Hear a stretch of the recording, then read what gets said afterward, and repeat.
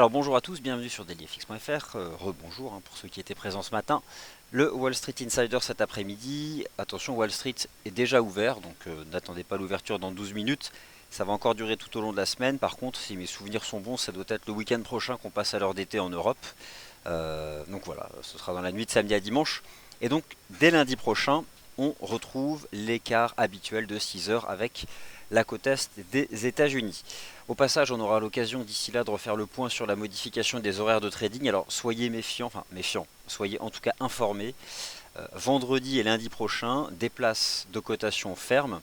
Et donc forcément, la cotation des CFD par exemple, qui découle de ces places sous-jacentes, sera modifiée.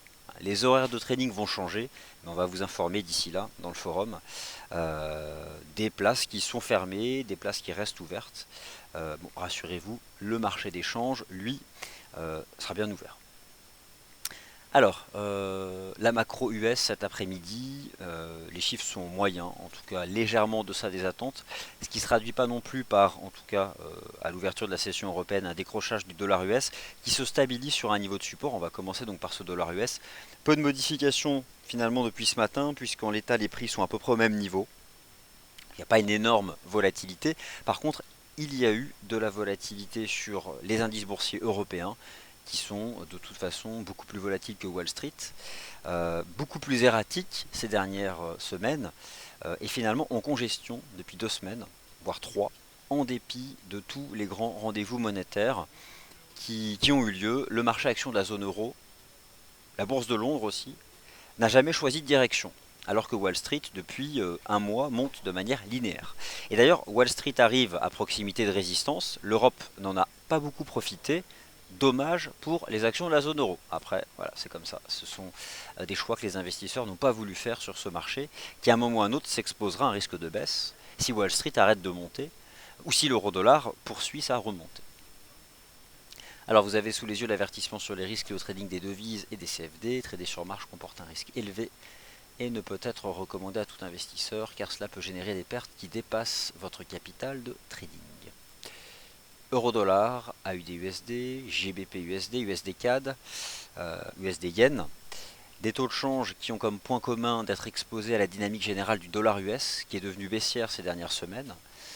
Mais attention, ces taux de change sont quand même, les mouvements ne sont pas comparables parce que par exemple la UD-USD c'est très lié à la Chine, c'est très lié à l'once d'or, l'USD-CAD c'est très lié au pétrole.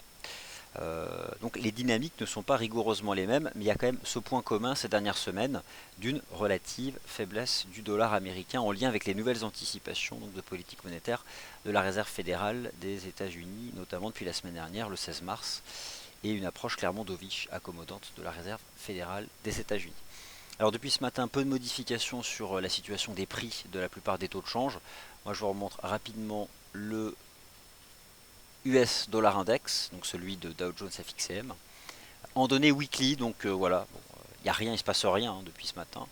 Il y a juste un support qui tient, les 11 850 points, c'était d'ailleurs une cible de l'analyse technique. Je l'avais proposé celle-là lorsqu'on a cassé les 12 000, viser 11 850. Maintenant, le marché temporise un peu sur ce seuil. Donc voilà, dans cette phase de stabilisation, rebond, ça se traduit sur l'euro-dollar par une compression, dont les cours ne sont pas sortis. Voilà, en l'état où nous sommes. Je m'attendais quand même à un peu de volatilité avec la publication des ventes de maisons dans l'immobilier ancien aux États-Unis. Alors ces ventes de maisons dans l'immobilier ancien sont inférieures au consensus, mais tout de même solides en valeur absolue. Par contre, en taux de variation mensuel, c'est négatif. C'était attendu, mais c'est plus négatif que prévu. Voilà, aujourd'hui, il n'y a pas davantage de statistiques macro US. Donc, bon, en l'état, le marché a aujourd'hui son information fondamentale, liberté donc au prix de réagir et aux traders de prendre leurs décisions. En tout cas, voilà donc actuellement le positionnement sur l'US Dollar Index de FXM. Le taux de change euro-dollar en compression depuis la fin de semaine dernière. Moi j'estime toujours que cette compression est une phase de pause avant de voir la phase de reprise haussière de l'euro-dollar se poursuivre. Bon, pour tout un tas de raisons sur lesquelles nous sommes revenus récemment, mais concrètement l'euro avait toutes les bonnes raisons fondamentales de baisser ces 2 dernières semaines, il n'a pas baissé. Une devise qui ne baisse pas alors que les fondamentaux suggèrent qu'elle baisse davantage, eh bien c'est que ces fondamentaux sont déjà intégrés dans les cours. En l'état, l'euro est haussier depuis le début du mois de décembre et poursuit sa reprise. Bon, vous l'avez vu sur l'euro-dollar, l'euro GBP entre autres, deux véhicules d'investissement qui, je pense, ont encore du potentiel positif. Alors, le taux de change euro-dollar soutenu par cette ligne de tendance qui a l'avantage de représenter deux événements fondamentaux importants. Si vous prenez le point bas du 10 mars et le point bas du 16 mars, vous avez une ligne de tendance chartiste. Et si vous vous référez au calendrier économique, le 10 mars, c'était la Banque Centrale Européenne et le 16 mars, la Réserve Fédérale. Donc c'est presque la ligne de tendance des banques centrales. On peut donc lui accorder un peu de confiance. En tout cas, pour gérer son risque, ça se fait juste en deçà de la ligne de tendance. Les cours s'en sont approchés ce matin. On réagit une cinquantaine de pips sans pour autant accélérer. En l'état, l'euro-dollar n'est pas sorti de sa compression. Par contre, ce matin, il a réagi sur un bon niveau de prix à 1,1235, mais il n'est pas sorti de sa compression, donc c'est toujours phase d'attente avant impulsion. Je rappelle que sous 1,12, enfin sous 1,1190, cette stratégie sera un échec. Donc voilà, il faut aussi s'y préparer et être prêt à ne plus être exposé si le marché devait briser à 11,90. Là nous sommes à 1,1260 $ et je crois que ce matin, à la fin du morning meeting, on devait être à 1,1260, donc au même niveau. Le GBP USD, intradable en pratiquant les stratégies de cassure. D'ailleurs, la plupart des paires en livres sterling, sauf l'euro GBP, est difficilement tradable sur cassure technique parce que les cassures de résistance ne donnent rien et les cassures de support, pareil, sont invalidées. Donc c'est compliqué. La livre sterling est volatile parce que le marché craint quand même la sortie du Royaume-Uni de la zone euro. Il y a une étude publiée le week-end dernier par un cabinet d'audit important mettant à nouveau en valeur les risques de voir le Royaume-Uni quitter l'Union européenne. Dans les sondages, c'est toujours au coude à coude entre le oui et le non.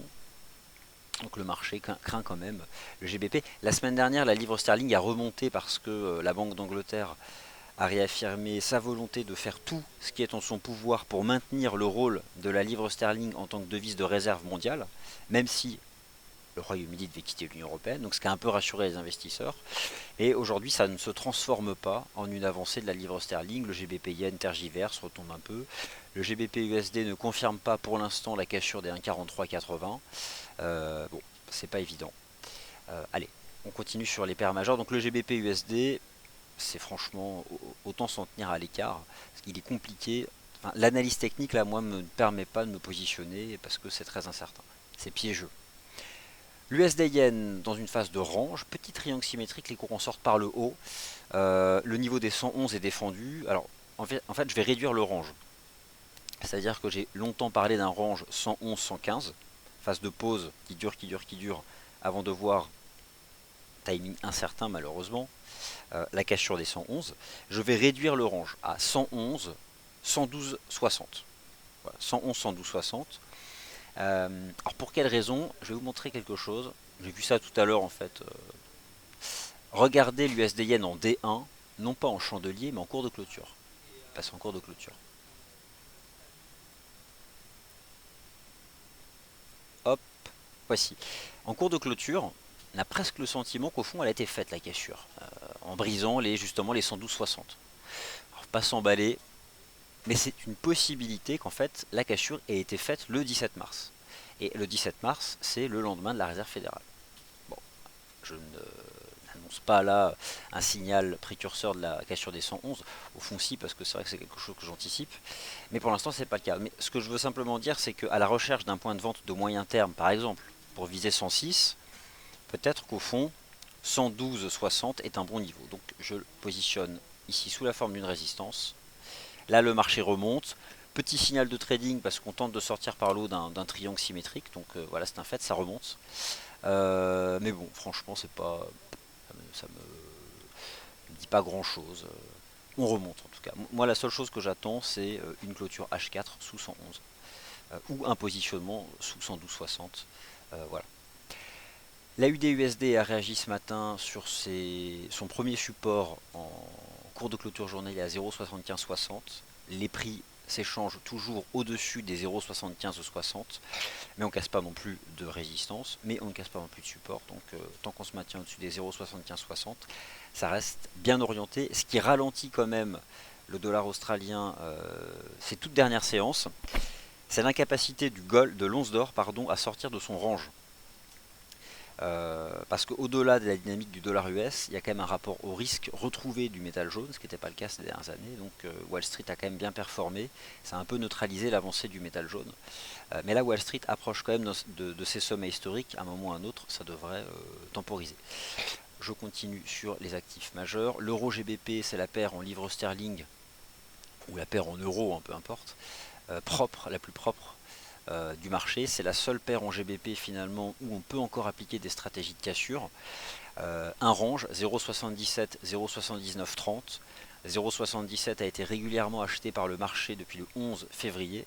Et regardez toujours l'évolution du RSI journalier de l'euro GBP, toujours entre 50 et 80. Donc ça c'est un cas de figure qui voit sur toute cette période de prix, donc sur les 14 derniers jours, mais en fait depuis le début du mois de février, les variations positives gardaient le dessus, donc c'est un schéma technique haussier. Voilà, au-dessus des 0,77, ça reste donc bien orienté. Le taux de change USD CAD en légère reprise, mais c'est pas non plus gigantesque. Je vous montre ici un graphique en termes de proportion. En données journalières, la première résistance c'est 1,3215. Je doute quand même que l'USD 4 soit capable de remonter à 1,3215 parce que le prix aujourd'hui du pétrole brut US, WTI, le pétrole texan, est bien orienté. Donc ça soutient quand même le dollar canadien, mais le dollar US se stabilise sur support. Donc voilà, on a cette phase de range. En données journalières, il y a eu 2 corps baissiers sur l'USD CAD. D'ailleurs, je vais vous montrer une moyenne mobile intéressante pour ceux qui s'intéressent aux stratégies de long terme. C'est la moyenne mobile à 200 jours. Donc, je vais la positionner ici. Elle est suivie, cette moyenne mobile. Hop, voilà, voici. 200 jours sur le. Elle a été brisée justement lorsque l'USD-CAD a brisé sa ligne de tendance haussière. Donc voilà, on est en dessous. Donc moi, ça renforce ma conviction que cette USD-CAD peut aller chercher les 1,2850. Mais toujours par étapes. D'ailleurs, plus le marché le fait par étapes, plus c'est pérenne sur le plan technique. Donc là, on fait une petite reprise technique. Voilà, si vous vous inquiétez en vous focalisant sur des graphiques H1, prenez du D1, vous allez voir que c'est pas grand chose ce qui se passe. Donc voilà, là on se reprend. Quel serait le signal technique d'une fin de reprise? C'est un marché qui rebascule sous 1,30-30. Voilà, c'est 1,30-30 en cassure et ça repart en bas. Pour l'instant, c'est pas le cas. Le NZD-USD, c'est un vaste range, mais finalement, je pense qu'un jour, on finira par franchir 0,69 $. C'est pas le cas. Alors, la UD-USD, lui, avait donné à l'époque un signal de force, rappelez-vous, en cassant les 0,7250, puis les 0,7350, qui était la ligne de coup d'un double bottom, ce qui a permis à l'AUSSI dollar de progresser davantage, même de rejoindre au-delà de 0,76. On a une configuration technique assez similaire sur le NZD-USD, sauf que c'est la UD-USD avec du retard. C'est pourquoi la UD-NZD était fort.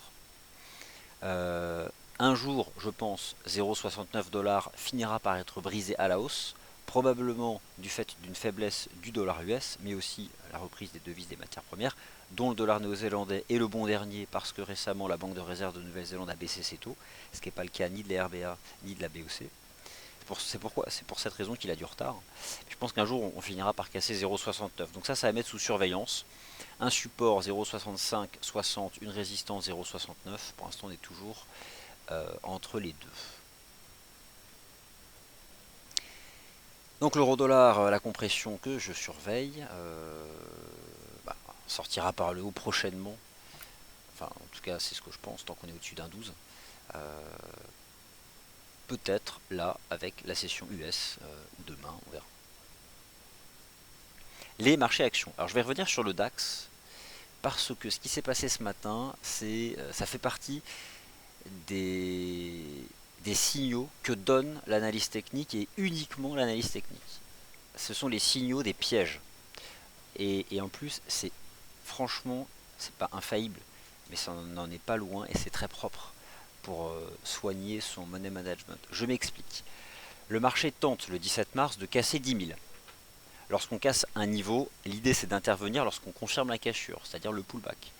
Sauf que le 17 mars, on réintègre le niveau, donc ça récupère le statut de résistance. Lorsqu'on réintègre un niveau, on a en face le contre-pied, qui est souvent un mouvement vertical à l'opposé du signal de trading qui a été piégé. Donc ça, c'est ce qui s'est passé le 17, et on a coulé. Ensuite, ce matin, le DAX retente de casser 10 000, revient tester le niveau, et sur ce chandelier 15 minutes de 10h45, réintègre 10 017, donc on rentre à nouveau dans ce schéma technique du piège haussier, qui souvent donne comme point de départ le contre-pied vertical baissier. Et ce qui est intéressant, c'est qu'on a fait ensuite un micro pullback, on a confirmé la reprise des 10 000 points en statut de résistance, et puis derrière le choc. Et on retombe, on a réintégré le range 9 910 000, et là le marché tente de sortir à nouveau par le bas du range 9 910 000, comme il l'avait fait le 17 mars. Donc les marchés actions de la zone euro confirment leur incapacité à sortir de congestion depuis le 2 mars.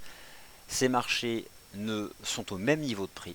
Eurostock 50, CAC, DAX n'ont pas varié au final, mettez-vous en cours de clôture, sont au même niveau depuis le début du mois de mars, alors que le marché a plus ou moins vu tous les développements monétaires possibles et imaginables. Des baisses de taux, des extensions de quantitative easing, des discours accommodants. Donc finalement, tout ce qui est censé soutenir la dynamique des actions n'a pas eu en Europe d'influence positive.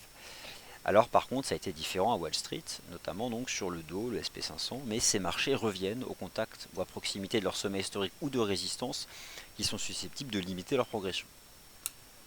En tout cas, l'Eurostoxx 50 en données journalières, on verra le chandelier de ce soir, pour l'instant on ne casse pas la ligne de tendance, mais plus on est dessus sans accélérer, plus un jour il y a un risque, et idem le CAC 40, là s'il finit par remporter cette ligne de tendance, ce sera quelque chose de négatif. Donc là le DAX retravaille les 9900, le signal de trading c'était ce matin, on revient chercher 9900, si jamais on les brise on retombera, pour l'instant on travaille le niveau. Lucas 100, lui, est faible, au final c'est très proche de la zone euro, puisque ce marché n'est jamais sorti de congestion, toujours sous les 6220 points, donc c'est faible. Le Bund, lui, a bien progressé, s'est repris sur le niveau des 160.67. Bon, je confirme, ma cible à 163,78. Attention donc au SP500 et au Dow Jones, ces marchés ont enchaîné les séances consécutives de hausse. Je commence à me dire que l'US 30 n'est pas loin de terminer sa phase de reprise. Alors, attention, j'attends de voir la clôture déjà, surtout que là, le chandelier D1 du Dow, c'est comme si on utilisait le chandelier D1 du DAX à 9h30. On vient de commencer la séance. Mais regardez l'US 30, vous prenez la ligne de tendance qui attrape le sommet du 4 novembre et du 2 décembre, et voilà, ça agit comme résistance. D'autre part, le Dow Jones, représenté ici par le CFD US 30, a fait la cible théorique du double bottom, qui était à 17 570, qui n'est pas non plus une raison pour le vendre, parce que ce serait vendre le marché action le plus fort ces dernières semaines, mais c'est une bonne zone de prix pour encaisser si vous avez fait partie des traders techniques qui ont profité du double bottom et de sa validation le 1er mars pour adopter des stratégies d'achat swing. Nous sommes en l'état à l'objectif théorique. Je remets l'euro-dollar en H1 et moi j'ai rien d'autre à ajouter, donc je me dirige vers vos questions.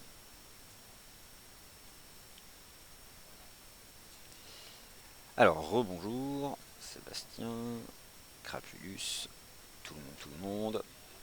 Sébastien Dateca qui nous dit que pour lui c'est la fin du rebond en Asie. Wall Street s'approche de résistances importantes. Voilà, c'est possible, je commence à me dire ça. Visiteur me demande qu'est-ce que c'est Strongwick. Alors Strongwick c'est un outil qui vous présente en temps réel la force des différentes devises sur 4 horizons de temps différents. Et ça tombe bien que vous me posiez cette question parce que ce soir à 18h, on organise un webinaire sur les indicateurs de sentiment, dont Strongwick, le Speculative Sentiment Index et le rapport COTE, Commitment of Traders. Et tout ça, c'est ce soir à 18h. Alors déjà, comment télécharger le Strongwick et l'utiliser, comment trouver les données du Speculative Sentiment Index et les utiliser, et comment accéder au rapport COTE et les utiliser donc pour vos stratégies de trading.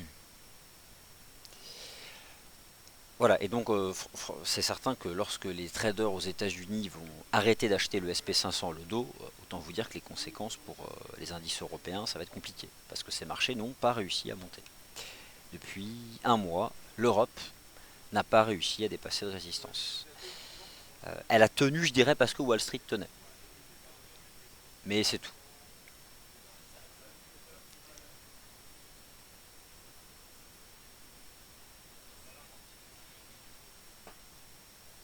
Alors Fred, question sur l'indice S&P 500. Alors, le SP500, je vais tracer la ligne de tendance proprement, parce que là j'ai pas utilisé l'outil pour coller au prix, au plus haut plus bas. Hop, voilà. Alors, moi je vous dis une chose, le marché action américain remonte de manière hyper linéaire et bien construite depuis le 11 février. Nous sommes le 21 mars.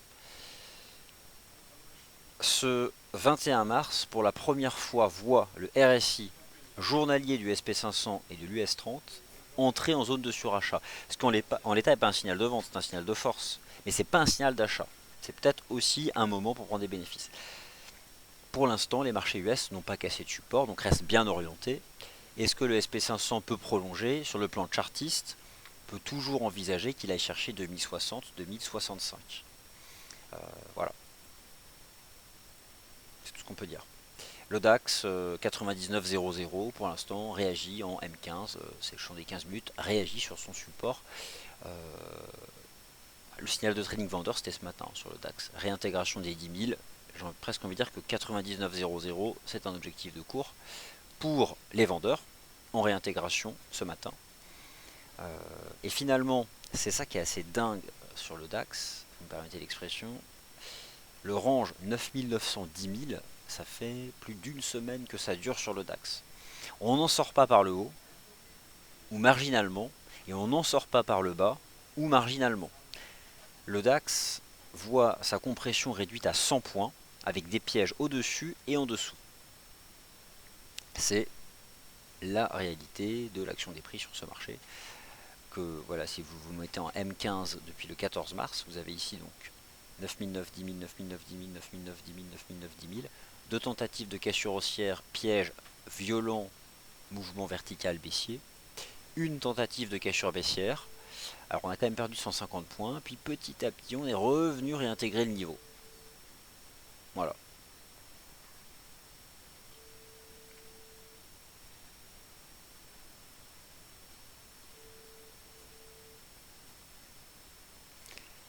Alors, ok.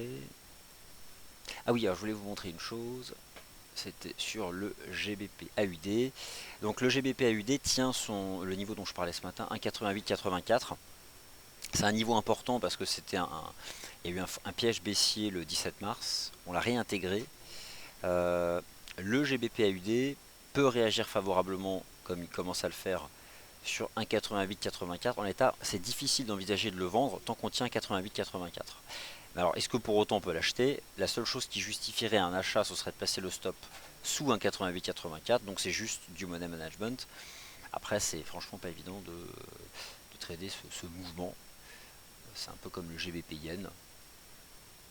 Voilà, bon, on en a suffisamment parlé ce matin. Ce sont des formations élargies sans forme particulière. Parce qu'il y a des formations élargies qui ont des formes précises, comme le triangle élargi. Donc il y a quand même un minimum de structure. Et là, ce sont des formations élargies chaotiques. C'est-à-dire que il y a une volatilité qui s'élargit en amplitude à mesure que le temps passe et qu'on n'identifie pas de forme chartiste particulière. Donc déjà que la formation élargie est difficilement tradable, mais alors la formation élargie chaotique, autant s'éloigner de ce type de configuration technique pour aller vers quelque chose de plus directionnel, plus construit. Ou quitte à chercher un range, autant chercher celui qui est plus facilement tradable comme le rectangle avec un niveau de support et un niveau de résistance horizontal, ça c'est plus clair. Ça a été le cas et c'est toujours le cas par exemple du taux de change NZD USD. Mais bon, moi vous avez compris que mon intérêt se focalise surtout sur cette compression de l'euro-dollar dont j'attends la sortie par le haut et ce tant que le marché tiendra 1,1190. Alors question de Jean-Yves sur la UD-USD.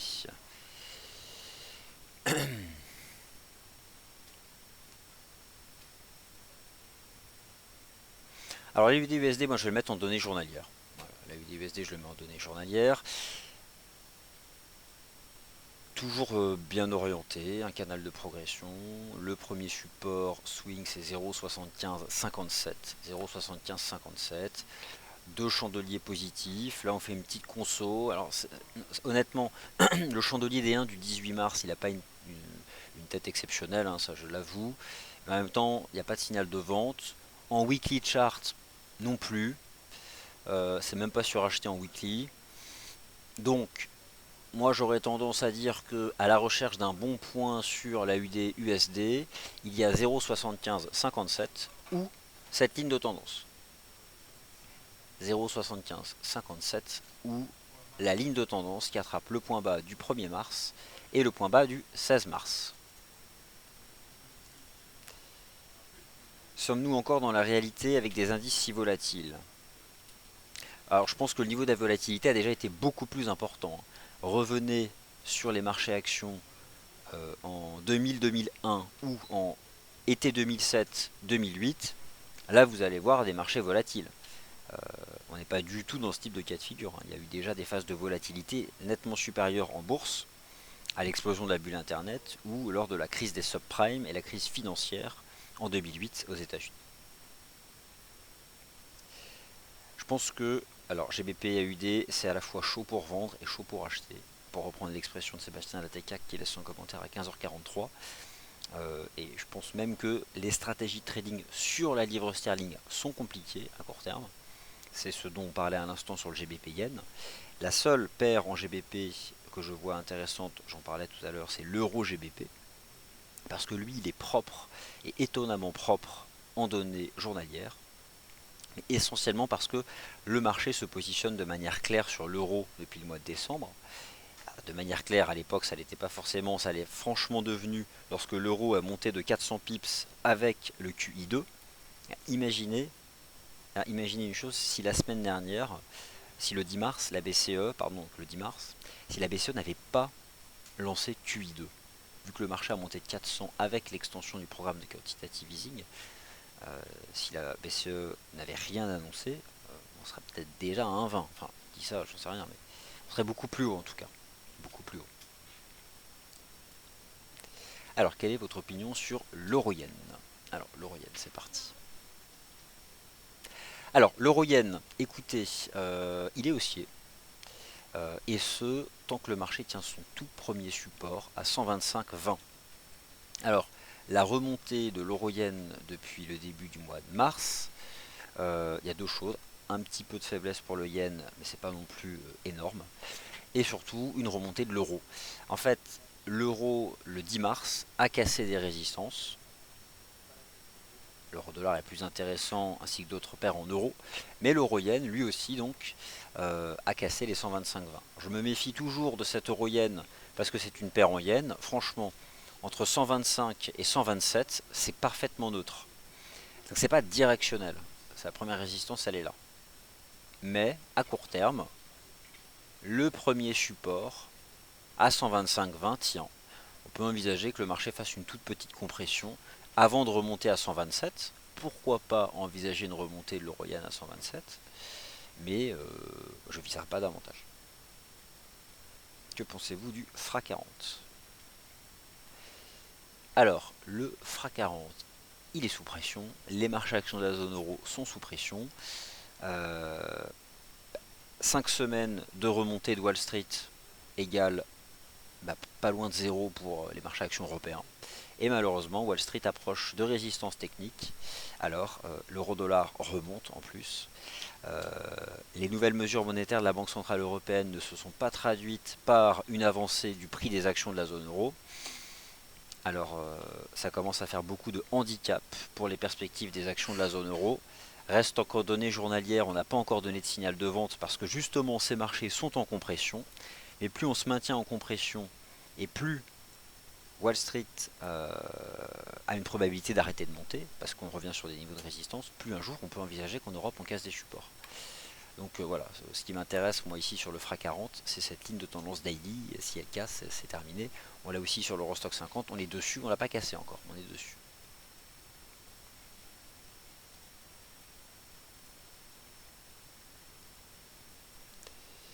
Alors, un graphique de Alain. Que penses-tu de ce graphique? Alors, qu'est-ce que c'est? C'est le DAX.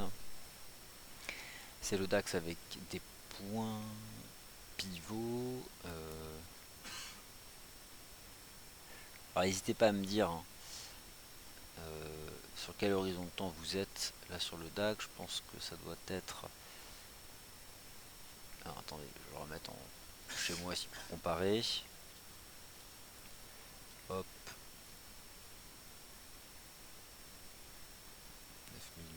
9008. Oui, alors là, c'est une capture d'écran qui doit remonter à la semaine dernière. Hein.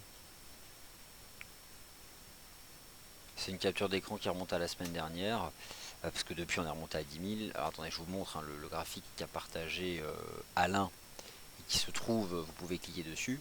Bon, entre temps on est remonté à 10 000, on a tenté de repasser 10 000, on a repiégé les investisseurs, on a réintégré 10 000, donc on est retombé à 9 900 le range.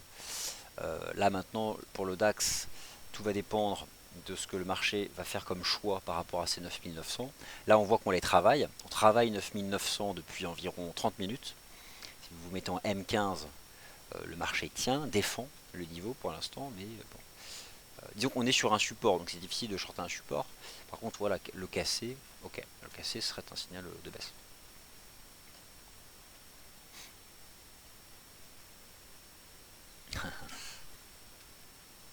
C'est en H1, en données horaires, ok.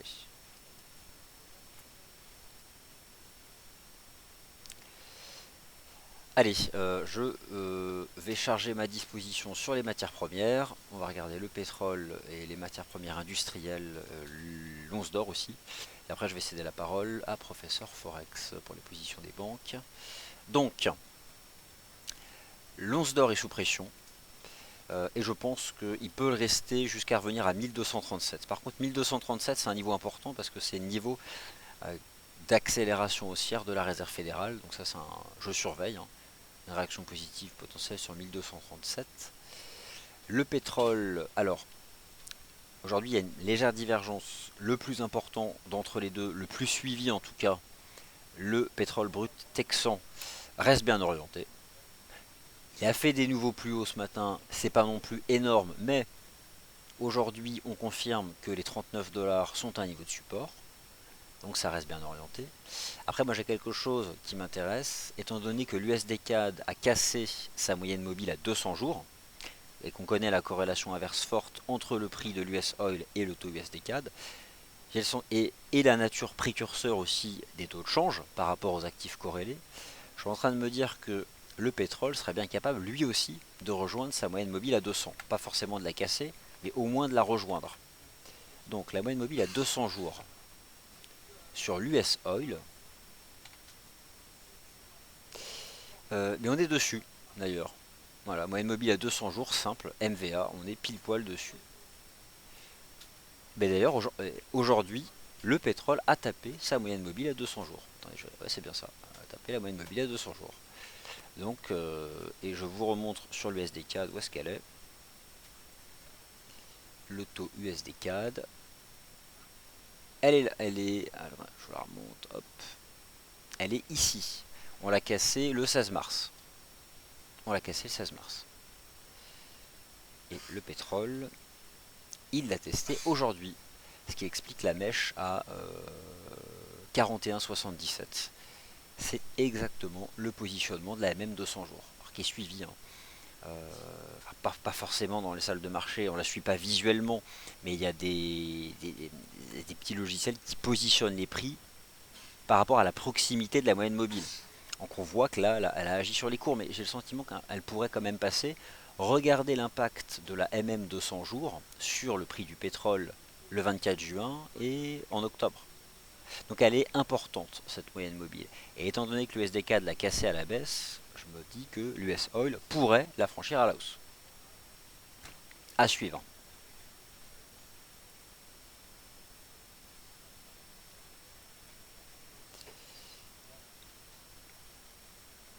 Alors, GBP. Alors, bonjour Alain, je voudrais juste, si ma fourchette d'Andrews indique bien une baisse probable. Alors, Bonjour Alain, alors malheureusement, moi j'utilise très peu, enfin en fait pas du tout les fourchettes d'Andrews. Euh, je ne sais pas les utiliser, donc je préfère pas vous dire de bêtises. Ce que je vous invite à faire, c'est à proposer votre graphique à Nicolas Lavallée, donc, qui est notre spécialiste des fourchettes d'Andrews. Il a un webinaire chaque mercredi, mais vous pouvez vous adresser à lui via Twitter et il vous donnera son point de vue. Moi, c'est vrai que je ne les maîtrise pas du tout, donc je vais vous dire une bêtise et je suis persuadé que vous vous y connaissez probablement mieux que moi.